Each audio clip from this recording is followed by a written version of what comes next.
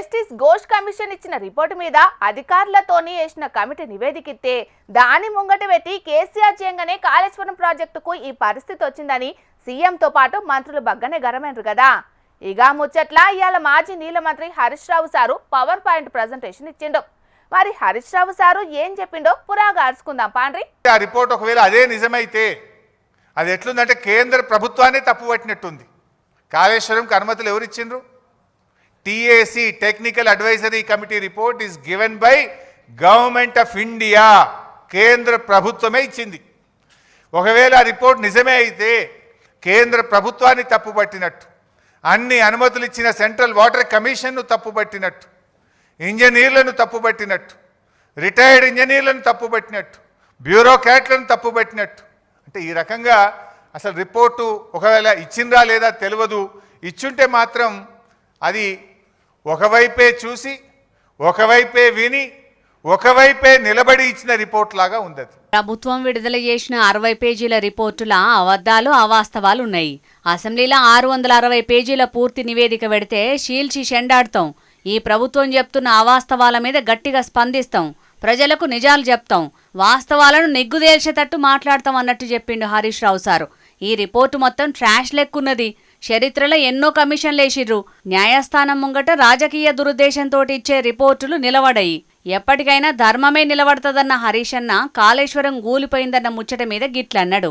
కాళేశ్వరం కూలిందనేది ఆయన్నే. మొన్న యాదాద్రి జిల్లాలో పోయి గంధమల్ల కొబ్బరికాయ కొట్టిండా లేదా? గంధమల్ల ఏంటిది? Continuation of Kaleshwaram. మరి కూలిందనేది నువ్వే, గంధమల్ల ప్రాజెక్టు కొబ్బరికాయ కొట్టేది నువ్వే. కూలిందనేది నువ్వే. మూసీకి నేను కాళేశ్వరం నీళ్లు మల్లన్న సాగర్ నుంచి తెస్తా అని 6,000 కోట్ల రూపాయలకు టెండర్లు ఫైనల్ చేసినావా లేదా? మరి కాళేశ్వరం కూలిందంటావు, కాళేశ్వరం నీళ్లు 6,000 కోట్ల రూపాయలతో తెచ్చి మూసీలో పోస్తా అని టెండర్లు ఎట్లా ఫైనల్ చేస్తావు బిడ్డ? అంటే నువ్వు అబద్ధాలు చెప్తున్నావు, గోబలు చెప్తున్నావు.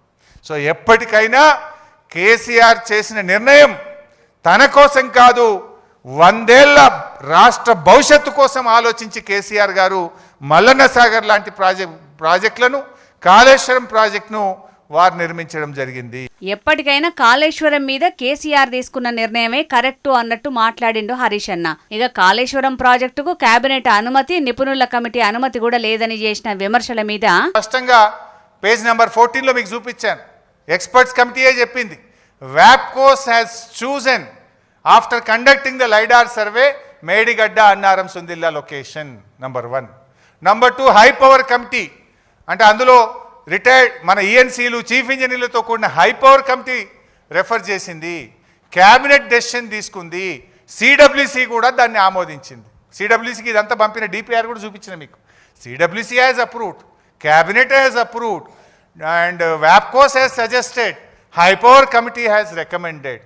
ఇంత స్పష్టంగా ఉంటే ఇది సోలో డెసిషన్ అనేటువంటి ఒక తప్పుడు ఆరోపణ మన మీద ఈరోజు ఒక కుట్రపూరితంగా చేసినటువంటి పరిస్థితి. ఈ ప్రభుత్వం చేస్తున్న అన్ని విమర్శలకు మూతోడు జవాబిస్తాం. దమ్ముంటే అసెంబ్లీలో మాకు మైక్ కట్ చేయకుండా అవకాశం ఇయ్యాలి, అప్పుడు అన్ని ప్రశ్నలకు సమాధానం చెప్తామని సవాలేసిండు హరీష్ రావు. మరిగా ప్రభుత్వం కూడా కాళేశ్వరం ప్రాజెక్టు మీద PC ఘోష్ ఇచ్చిన నివేదిక మీద అసెంబ్లీలో చర్చ పెట్టి ఏం చెయ్యాలనే నిర్ణయం తీసుకుంటానని చెప్పింది. ఇటు ప్రధాన ప్రతిపక్షం కారు పార్టీ కూడా అసెంబ్లీ పెట్టిర్రు.